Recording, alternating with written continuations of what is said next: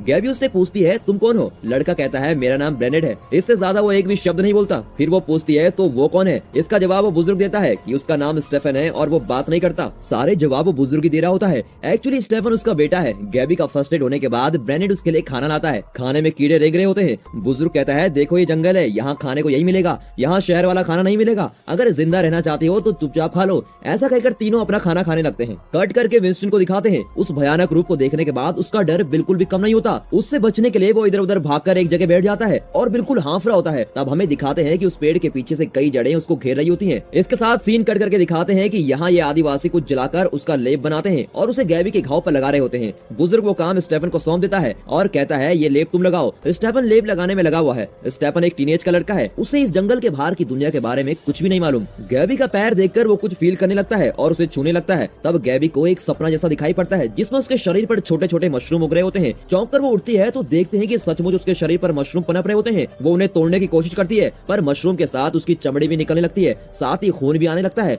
वो चीखती हुए सारे मशरूम को तोड़ निकालती है। कट करके जंगल के अंदर इन आदिवासियों को दिखाते हैं। बाप और बेटा किसी जानवर का शिकार कर रहे होते हैं। यहाँ गैबी जाग जाती है और विंस्टन को ढूंढने की कोशिश करती है पर वॉकी टॉकी का सिग्नल उस तक नहीं पहुंच पाता। तब गैबी को सोचता है कि अगर ये सिग्नल उसे नहीं मिल रहा तो मुझे ही कोई सिग्नल करना होगा। ये सोचकर वो उस घर में रखी कई चीजें इकट्ठा करती है और उनको जला देती है। इसके कारण घर से घना धुआं निकल रहा होता है। यहाँ आदिवासी बाप बेटे को दिखाते हैं। उन्होंने एक हिरन का शिकार किया हुआ है। उस हिरन को काट कर उसकी खाल निकालते हैं। फिर उसका खून निकालकर वे पास के एक पेड़ को चढ़ा रहे होते हैं। लगता है कि वो कोई रस्म कर रहे हैं। इस रस्म को करते हुए स्टेफन देख लेता है कि उसके घर से धुआं निकल रहा है। कट करके गैबी को दिखाते हैं। सब कुछ जला देने के बाद वो देखती है कि वहाँ रखी लकड़ी के नीचे खाली जगह है। जब वो खोल के देखती है तो वहाँ एक औरत की फोटो होती है। तभी अचानक वो दरवाजा तोड़ते हुए अंदर आते हैं। झट से उस फोटो को गैबी छुपा देती है। अरे लड़की ये तुम क्या कर रही हो? दिन के वक्त यहाँ आग नहीं जलानी चाहिए, सिर्फ रात में ही जलानी चाहिए। कहते कहते वे आग बुझा देते हैं तो रात भी हो ही जाती है। दूसरी ओर खाना भी पक रहा होता है। तब बुजुर्ग अपना कोई काम कर रहा होता है। तब गैबी पूछती है आपका बेटा बहुत स्मार्ट है, आप उसे स्कूल क्यों नहीं भेजते? इस तरह इस जंगल में क्यों रखा हुआ है? तो वो बुजुर्ग उसे घूर कर देखता है।